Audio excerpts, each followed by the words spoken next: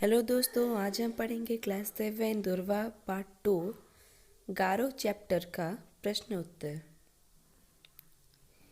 हमारा पहला प्रश्न है, अपने प्रदेश या किसी अन्य राज्य की किसी जनजाति के बारे में पता करो।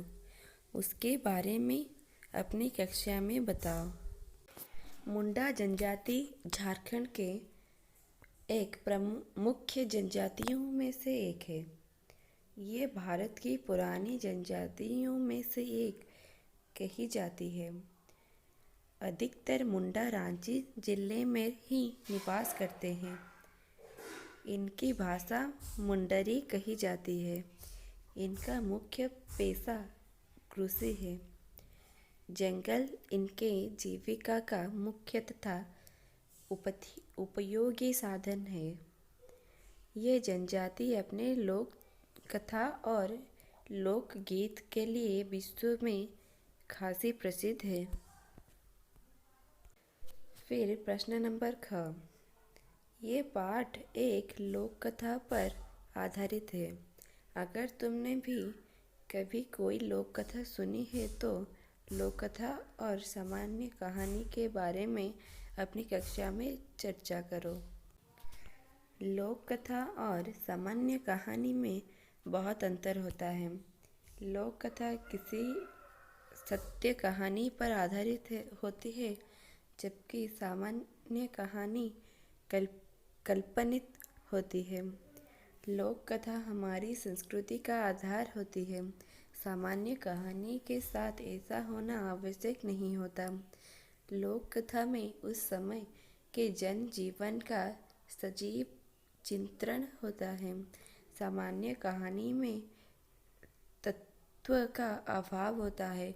ये हमारी अमूल्य धरोहर है, जो सदियों से एक दूसरे से तीसरी पीढ़ी को मिल रही है। सामान्य कहानी में ऐसा नहीं होता है।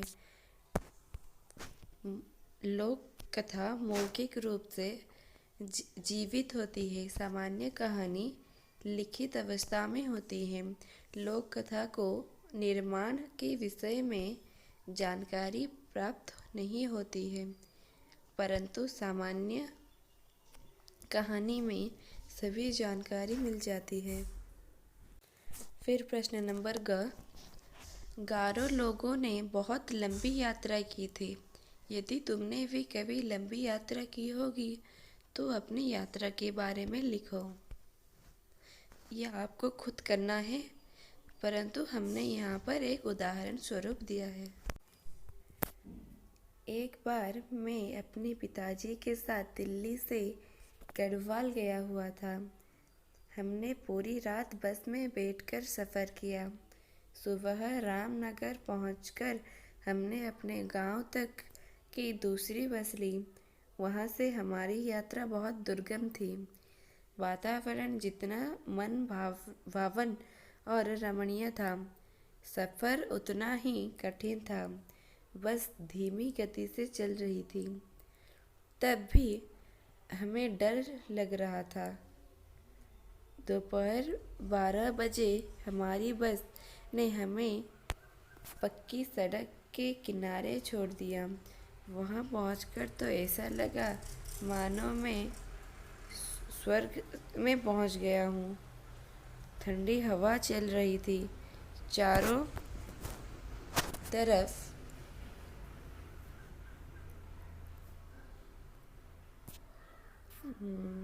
तरफ हृदय को आनंदित करने वाला दृश्य विद्यमान था। मेरे मामा हमें लेने आए थे। हमारा घर पहाड़ की तराई पर था। हमें नीचे तक पैदल यात्रा करनी थी। सारा सामान उन्होंने अपने कंधों पर उठा लिया। हम जंगल के रास्ते से गुजरे। वहाँ शांति छाई हुई थी। कहीं कहीं पर पानी की आवाज़ या पक्षियों का स्वर सुनाई पड़ रहा था। उस असीम शांति में सुकून और भय का मिला जुला स्वरूप विद्यमान था।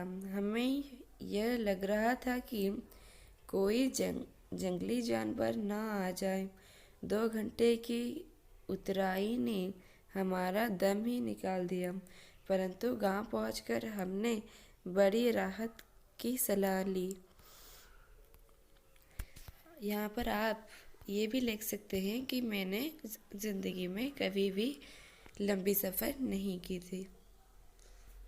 फिर क्वेश्चन नंबर 2।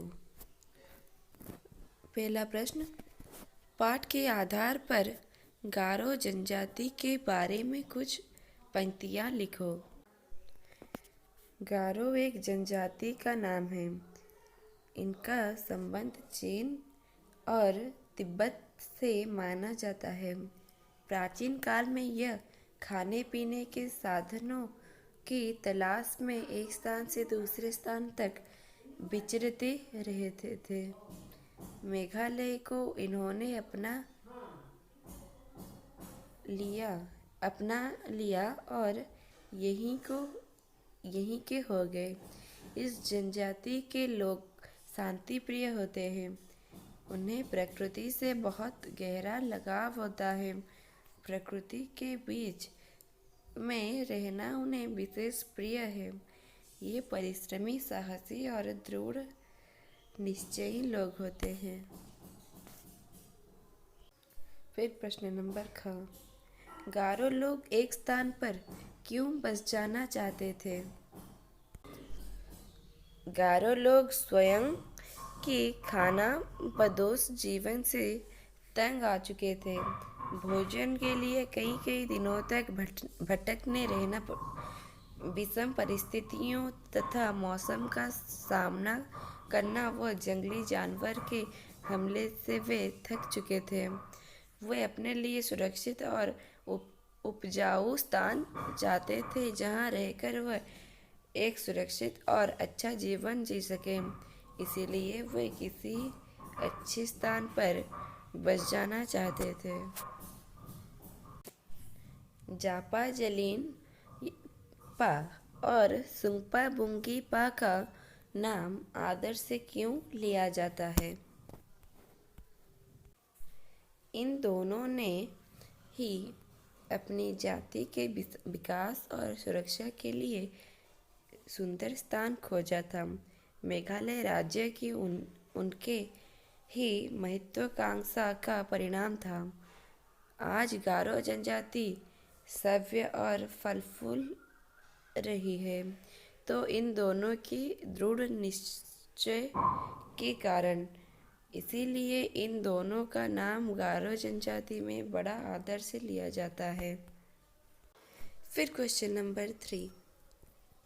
पहला प्रश्न, जंगलों से हमें कौन कौन सी चीज़ें प्राप्त होती है?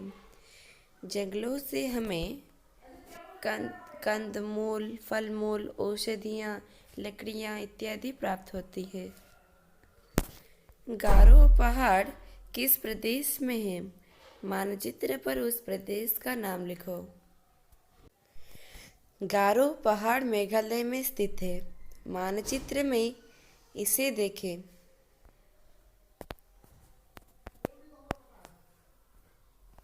ये जो स्थान है, यही स्थान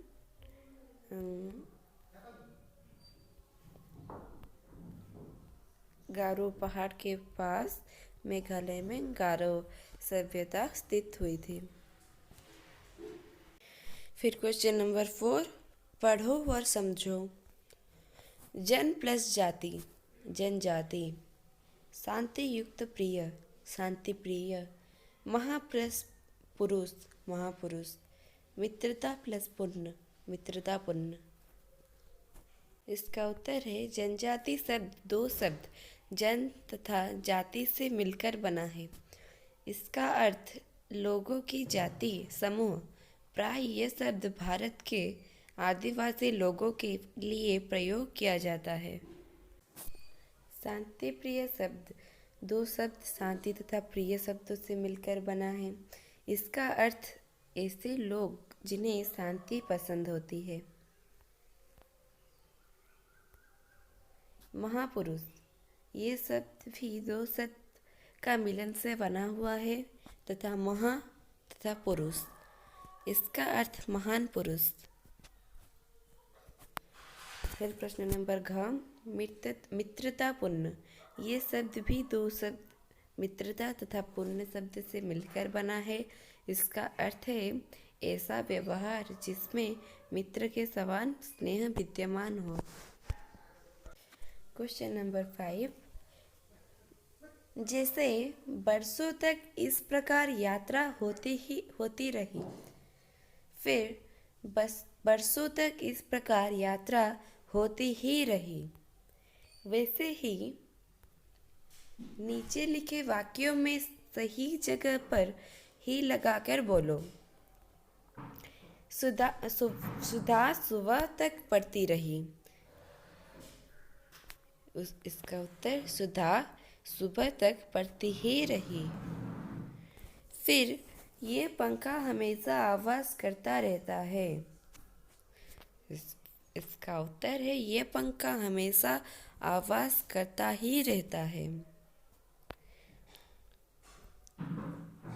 फिर प्रश्न नंबर ग, गारो लोगों का खाना बदोश जीवन कई सालों तक चलता रहा।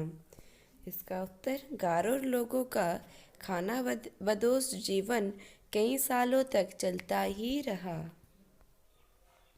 फिर घ, सुशील थककर सो गया। इसका उत्तर सुशील थककर सो ही गया। फिर 2 घंटे बाद बस चल पड़ी। 2 घंटे बाद बस चल ही पड़ी।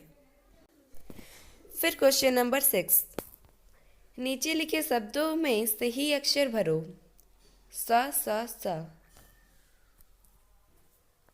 ये सब जो शब्दों में से सही स जोड़कर ये सब शब्द रहे, तो आप इस शब्द का स्क्रीनशॉट उठा लीजिए। फिर हम दूसरे प्रश्न पढ़ेंगे। फिर क्वेश्चन नंबर 7, सामाजिक पारंपरिक। ये शब्द एक तद्धित प्रत्यय लगाकर बनाए गए हैं। इसी प्रकार एक प्रत्यय लगाकर 5 शब्द बनाओ। इसी तरह एक प्रत्यय लगाकर 5 शब्द ये है कि